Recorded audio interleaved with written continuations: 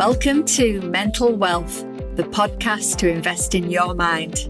Here I will help you make sense of your mind and behaviours, giving you the tools to have your best life. There is so much to share, so let's get into this episode and explore another great topic. So welcome to episode 11. And in this episode, I am super excited because I've got a very special guest for us and someone I know is going to inspire you and hopefully get you moving on some of the things that you keep thinking you're going to do and don't get round to. So I'd like to welcome Caroline Bramwell. Hi, Caroline. Hi, thank you for having me. Oh, you're very welcome. Tell everyone a little bit more about who Caroline Bramwell is. Oh, my word. There are sides, aren't there? We've all got sides to us. Caroline Bramwell, at the heart of Caroline Bramwell,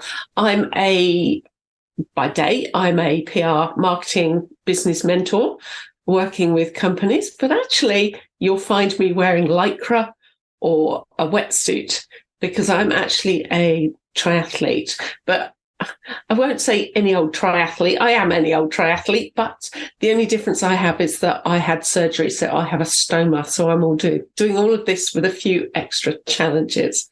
But I'm known for my sport endeavours. Yeah, and we met, didn't we, Caroline? Or surreptitiously we met because I was in an audience for the launch of a book called Fearless, which you are I've got it in front of me, chapter 8. Absolutely. And I loved reading all the women's stories in this book, but yours really spoke to me. And I think it's because your message is so clear about your mindset, what you're telling yourself, and kind of that, if you I think one of your mottos is, isn't it? If you can do it, what's your excuse kind of thing? And I'd love to unpack that a little bit and just get a sense of what, your story, but also how do other people kind of take those steps forward in the thing. They might not want to be a triathlete, but they might want to be whatever else they're trying to do.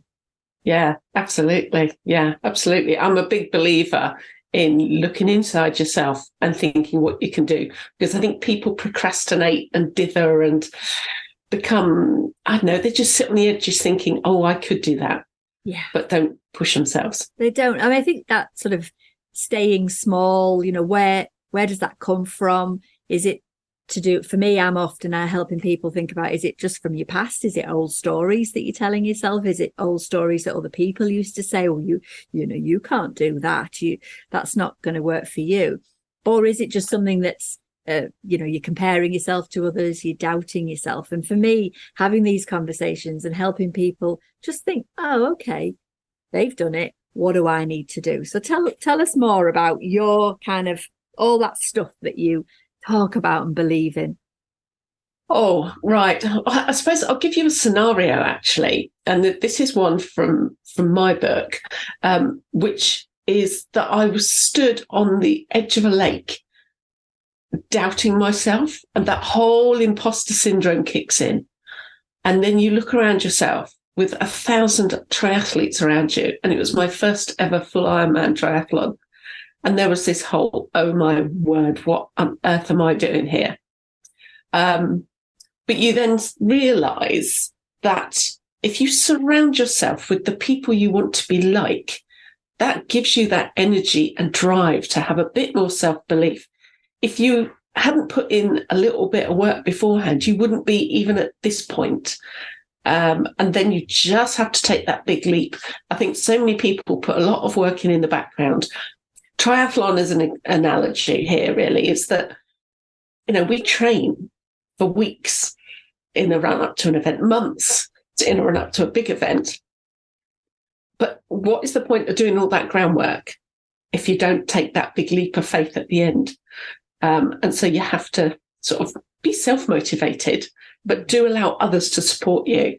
And I felt like that on my very first Ironman triathlon. For those who aren't familiar, Ironman triathlon is the longest distance triathlon there is. It's a 2.4 mile swim, normally open water. Well, it's always open water. You can't do that much in a pool. Then it's a 112 miles on a bike, and then you have a marathon on the end. And it's got to be done in 17 hours. So when you're stood there at the front, you think, how the hell am I going to do it? What am I doing here? A lot of self-doubt kicks in right at that moment when you have to make that big leap. So, I mean, wow.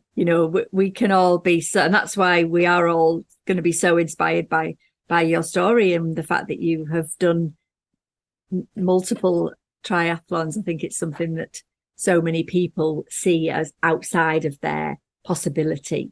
And it might be that some people are listening and thinking, well, that's not for me. And that's fine, isn't it? We can use that as a, what is it that you want to do? Oh, yeah. But I think this idea that so many people think they are so much less or so much less capable than they actually are. Yeah, completely. And you say, I look back and think, well, where did that come from? I was timid. I was bullied at school. So my background was one of being very quiet, hidden away, told I'm awful by other girls at the school. So, it is a bit of unpicking required to see where does that come from and when do you make that shift? The thing is, it's within you to make a shift. Yeah, you don't want to do something extreme. Just take it easy. I never thought I'd be doing this. I just thought after surgery that I'd like to do a little bit of sport just to get fit. I did no sport, by the way, before my surgery, I will say. And so I took up cycling and I just did a little bit of local cycling. Then I signed up for a charity event and then I just pushed myself to do a bit of swimming. And I thought, I can swim a bit. I can ride a bike, no problem. And my theory was anybody can run, but obviously I was very, very wrong. Yeah. So, and then I thought, well, maybe I'll just do a little triathlon. And I only expected to do a little local event. And that was my challenge. That's all I set myself as a challenge. So we have to think what suits our own environment as to where we're at. Yeah. And we all have to start small, no matter what our objectives are. Well, I think that's sometimes the trap that people fall into is that, so again, someone might be listening thinking, well, I'd never be able to do a triathlon. But actually, you're not saying that's, yes, that would be your bigger vision. But actually what you're saying is it's where are the smaller chunks that would get you started with something like that. So having going to do some outdoor swimming or something that would get you going. I mean, there's so many outdoor swimming groups now. It's so popular. So I think that's the thing that some people fall into, isn't it? Is think, well, I that's too far away from me. But I like what you are saying but it isn't that, is it? That's not actually what you set out to do. You set out to do the next bit of the goal and then the next bit of and you built on it and now look at you, you've got an amazing story to tell. And this is how we grow. We think, let's just do something that is within my comfort zone or maybe just fractionally outside of it. For me, it was learning to swim. Again, a big admission here. When I took this up, I couldn't swim. I was one of those people who never went out of a depth, couldn't put my face in the water. I would hyperventilate and panic if I got my face wet. So for me, it was literally getting in a pool and having a few lessons. So that was my goal. It was just to learn to swim properly, to spend time with my children, because I'd lost so much time when I was poorly. So that was my only goal, first of all, was just learn to swim. I love that. And I love the fact that it says that focus on it's out your comfort zone. It's, so many people, again, we all have so many things that we want to do or we think that we'd like to do, but they all feel like they're out of your comfort zone, but they're going to, aren't they? Because they're new. And from Absolutely. from a brain perspective, it doesn't know. For me, the thought of a triathlon, I do enjoy exercise, but flipping out, that would be something I'd have to really work towards. And I'm sure I would have a lot of that self-doubt as well for my capability, but it isn't that space that you would grow from if you stayed just doing same. I think you've hit it there. If we always do the same things day in, day out, we are never going to push our boundaries. We don't know how much we're capable of until we try it. So it is just taking that little nudge. For me, that little nudge was to learn to swim. Once I knew I could swim, I could do something a bit more. But that we apply that in anything we do. We look at people on the TV doing phenomenal things and you think, I couldn't do that. I'd like to. Singing, for example. You you'd love to sing. Maybe you can sing at home, but actually, little step might be find a local choir. It's those little things at your own level to just get you hooked into it and then progress. Each time that new comfort zone expands, doesn't it? Yeah, because that's really what you're saying, isn't it? Your journey has been, you've just kept pushing your comfort zone that little bit more, that little bit more. And again, we can relate this to whatever somebody is not getting round to doing at the moment. Oh, yes. Procrastination stops us doing so much. So much. It really does. And it stresses us out, because what I hear people say is they want to do something. So they might say, right, I will stick to exercise. I want to get out and have a little run. They don't. Then they feel bad and beat themselves up and say that they're no good and they're rubbish. And of course, the brain is hearing all this and taking it all in, and it's affecting your self-worth and all that nice stuff that we need to have inside us. Instead of, for me, I'm a big fan of saying, make a choice. Either go for the run or don't. But yeah, don't sit sort of halfy over the time. And I'm sure for you, there must have been times in your training, which I know you said was long, where that was hard. You had to make that choice that you were going to do it or you were going to have a rest. Yeah. And I found in race training, I found it really useful to schedule it, because then I committed to it. If I wait until the day and go, oh, shall I go for a run? Oh dear, it's looking a bit drizzly. Maybe I won't. Then I wasn't sticking to what would be the steps towards my goal. So actually just setting a plan to follow actually gets you over that. I mean, I had a coach as well. I mean, that's always good, isn't it? Whether it's in business or life, having a coach behind you to encourage you, because you feel accountable to them. Definitely. So for me, with the long distance, with the Ironman, I had a coach, because he was one setting my plan. He knew what I needed to achieve with me, obviously, and he understood my limitations, my family, my work environment. But actually, he set the plan. Yeah. And I would be looking at it at the beginning of the week and go, oh my God, what's he given me? But I stuck to it because of him. Because of him. Yeah. Yeah. Yeah. And I will say, at one of my races, he was on the edge of the course, screaming at me on the last loop on the run to make me go. I mean, he kind of did fib a little bit, telling me, if you don't pick it up, you're going to miss the cut-off. Because this was a half Ironman, and I knew that there was a deadline. If you don't get there by the end, you don't get a medal. And he was shouting at me on the last loop, no walking. And I will admit, I have a run-walk strategy when I'm racing. I don't run constantly. I find what works. And he just shouted at me all the way along this path going, if you don't just keep running, you're going to miss the cut-off. So there was me thinking, oh my God, I can't not finish. Yeah. And I just put in all that extra effort. And when I got to the finish line, he laughed because I had another half an hour in hand. Wow. But it was just that encouragement. You need someone to push you. And even in that environment, pushing me beyond what was now my comfort zone, which was my run-walk strategy, he just pushed me to try harder. And yeah, I finished it, no problem. But it is the mind again, isn't it? It's that, hey, you want to please, it's innate that we want to please other people. So getting a coach, having a friend that you're going to say, I'm going to try this or do it together, is absolutely a huge piece of strategy that we need to have. But also, like you say, that when someone else is saying, go on, we find more in the tank, don't we? There is something else, particularly physical, but also just in life. If somebody else is saying, go on, you can do that. There is something so powerful in that. Yeah, it's sharing your energy. It's sharing your energy with other people who you can see the potential in them.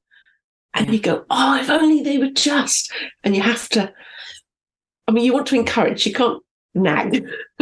But, we're here as individuals to encourage other people to take those steps, to do something new, whether it's business, life, sport, whatever.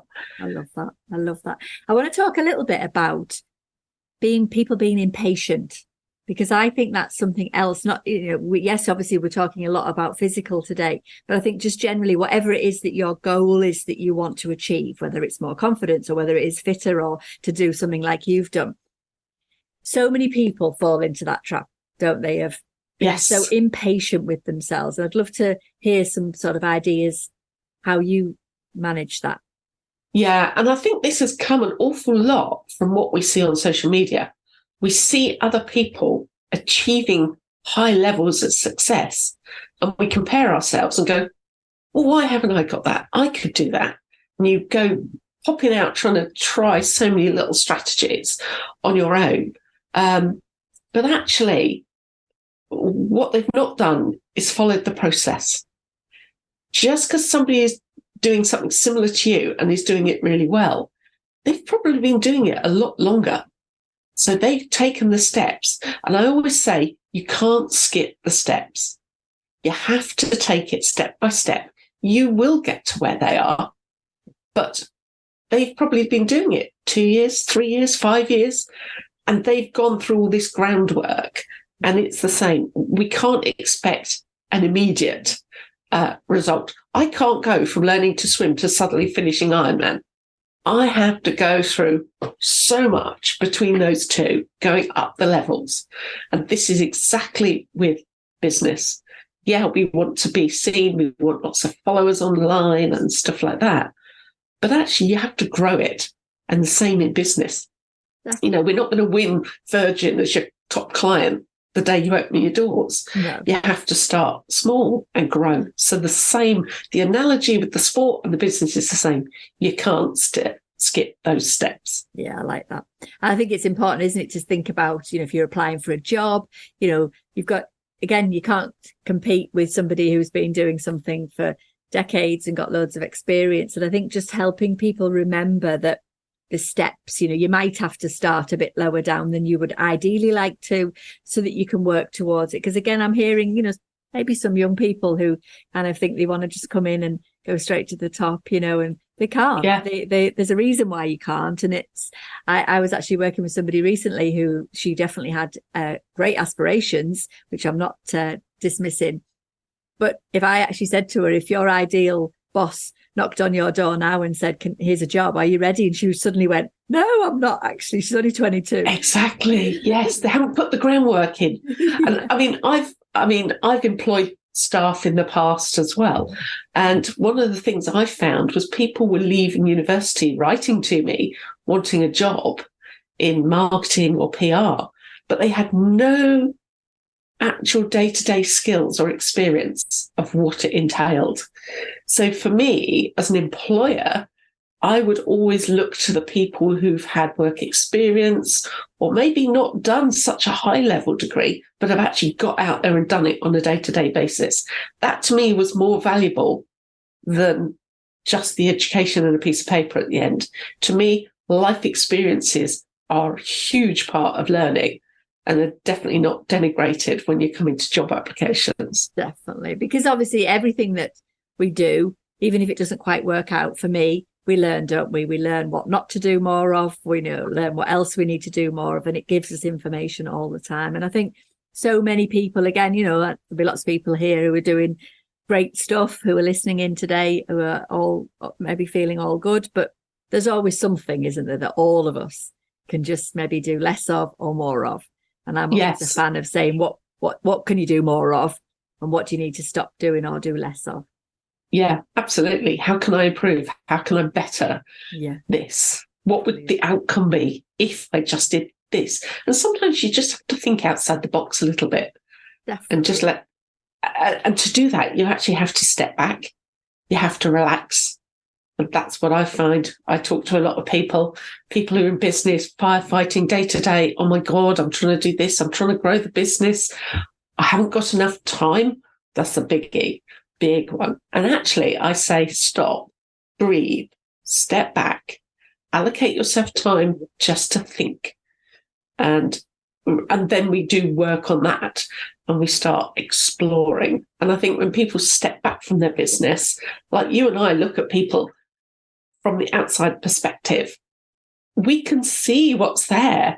And in my case, I can see the potential in businesses and individuals, but they can't see it because they're too busy firefighting on a day-to-day basis. I love that. And I think that can be almost the tip of this podcast is, to to achieve whatever it is that you want to do. So, we've talked about all sorts of different things, obviously, focusing a lot on sport, but to just pause and think about, what do I need to do right now or today or this week that's going to take me to that one step? And often on these podcasts, you'll hear me say, what's the one small thing that you can do today? Because it can be overwhelming. The thought of, again, from a brain perspective, the thought of doing something like a triathlon, oh my goodness me, but it's not that, it's all the chunks, isn't it? And life is lots of chunks.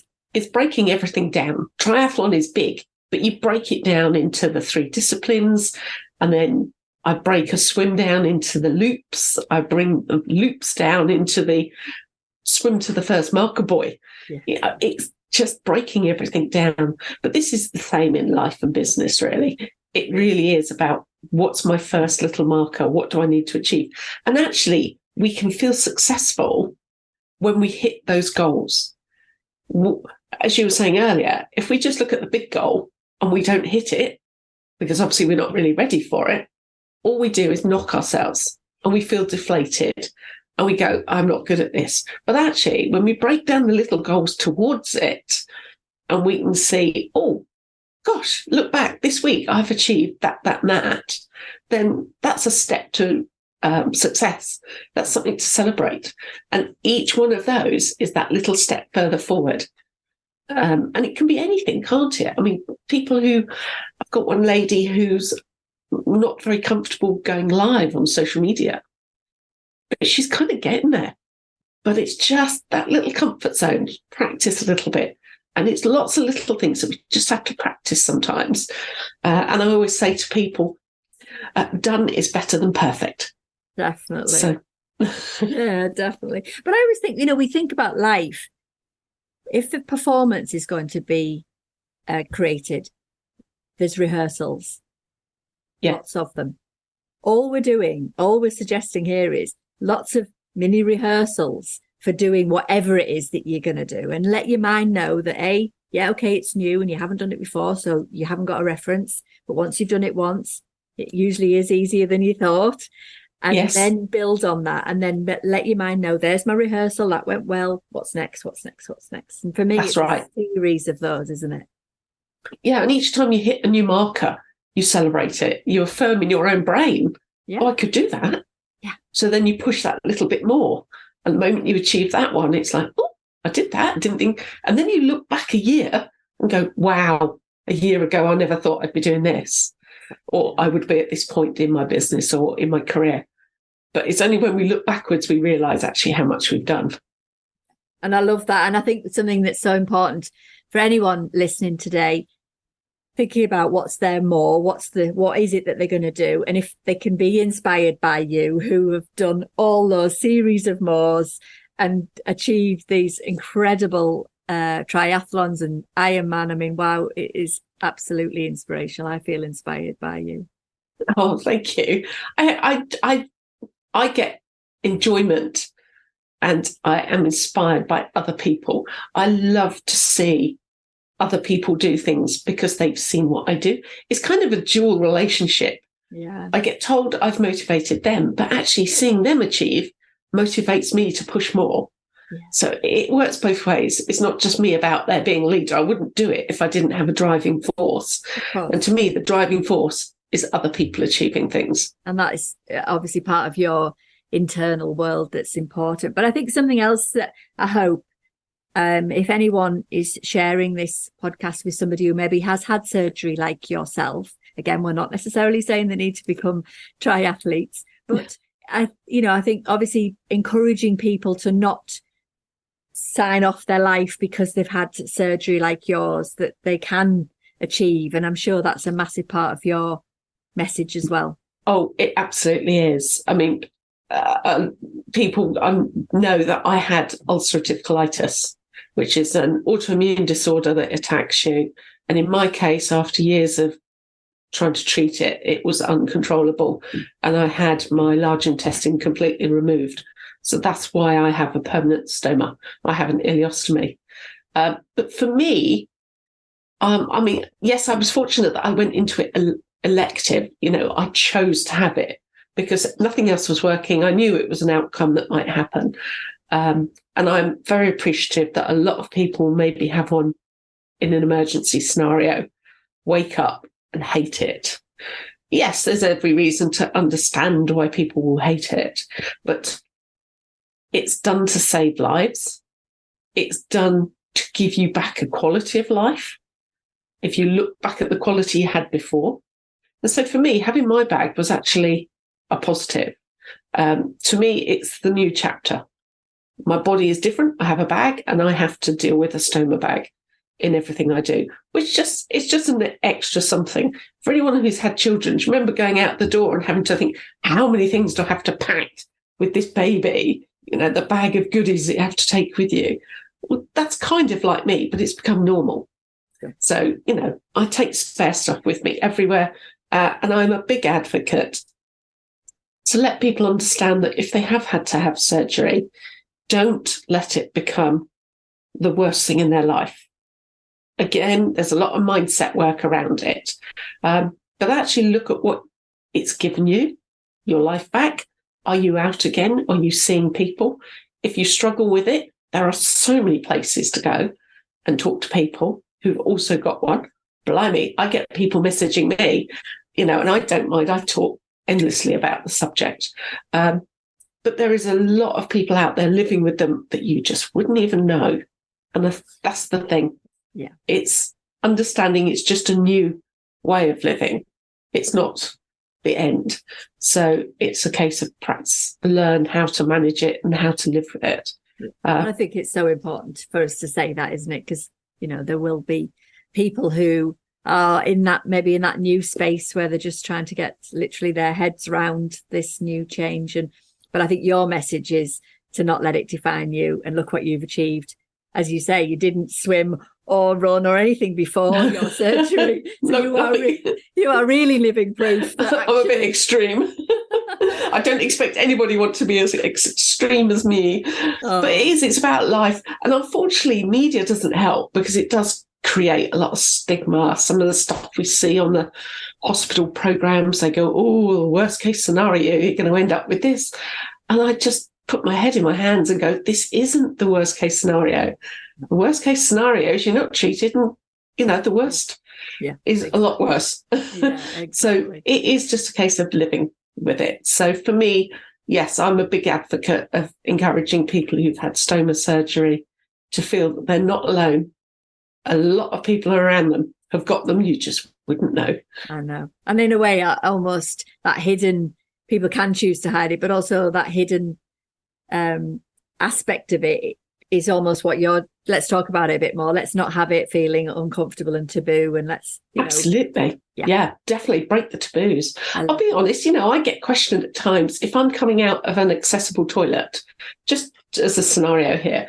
And I've heard others with this kind, something similar. I have a radar key because if I needed to, and I'll be honest, I rarely need to, if I needed to dash to a toilet in, say, a shopping centre, I've got a radar key to use accessible toilet facilities because I need access to water if I need to change my bag or anything. And I would come out with an Ironman t-shirt on and carrying my Ironman rucksack and get questioned because I don't look disabled. Now, I'm not disabled. I am just someone with a stoma, but I do need access to those facilities as an accessible toilet. And that's a big education for people. That and airports. Yeah, I bet. Okay, so in our show notes, we've put links to where people can get you. But I know you've got a book. Tell everyone a little bit about your book before we finish. Yeah, thank you. Well, obviously, I was at the book launch in May where we first met with Louise Minchin with her book. Yeah. But actually, Louise and I met through us both launching our autobiographies at the same time. And so that's how we met a few years ago. So my book is called Lou Rolls to Lycra, The Ironman Dreams of an IBD Sufferer. It is the story of how I overcame through the ulcerative colitis and became a triathlete competing at this level. And it's the ultimate transformation, I suppose. It is the made good sort of story. But it does have, I call them mascara moments. There are highs and lows, like in life, there's a roller coaster through it. So it does show the highs and the lows of living with colitis and then getting to have a stoma and doing the things that I now do. So if anybody would like a copy of Lou Rolls to Lycra, they can contact me directly. And I have copies here. And if they want dedications in them, I can do that. Just email me, caroline@ironostomy.co.uk. Wow. Brilliant. Oh, I feel inspired. I just feel privileged to have shared this space with you today, Caroline. And I hope that people listening can take whatever they need to take. As I always say, what's the one small thing that you can take from this conversation and then run with that? Absolutely. And my other motto that I use through all Ironman is anything's possible. Yeah. And I think that's so powerful, isn't it? We hear people say that and then the doubters, or even individually, we might go, yeah, but it's not really true. But actually, with lots of different things, which is what, absolutely, you can literally, oh yes, I know I'm sitting here today. I know if I put my mind to it and I did a lot of the stuff you've done, I'm sure I could do a triathlon as well. I'm not planning to. You absolutely could. You could. I know you could. Having read the Fearless stories in this book, I have to say there's a bit of me that's thinking, I'd love to do something. I wonder what I should do. So, well, I will say, actually, some of us from Fearless are actually doing the Yorkshire Three Peaks Challenge now together in September for a charity. So, so the Fearless women have come together to take on new challenges as well. We'll also put in the show notes that book as well, because I think that's quite an inspirational book that people might want to pick. It really is. It's got so many fantastic stories, so many phenomenal women in that book. And I'm absolutely honoured to have been included alongside these Guinness World Record holders, world champions, Paralympic gold medalists. I was absolutely honoured that Louise asked me to be part of this Fearless team. You deserve to be there, Caroline, just as they all do. Thank you, Alison. It's really inspiring. So thank you so much for coming and talking to us today. I've loved our chat. I could chat with you all day, actually. So, as we said, everything is in the show notes if people would like to connect with Caroline and follow. But if not, it's that one small thing that you could do for yourself. Thank you for listening and sharing in this episode of Mental Wealth. Remember, you can subscribe wherever you get your podcast. My last question to you is, what is the one small thing that you can take action on from this episode? Message me on Instagram or through our website with questions you'd like me to explore. You'll find the links in the show notes. I'll be back with more tools and tips to make sense of your mind in the next episode. In the meantime, be kind to yourself. Bye for now.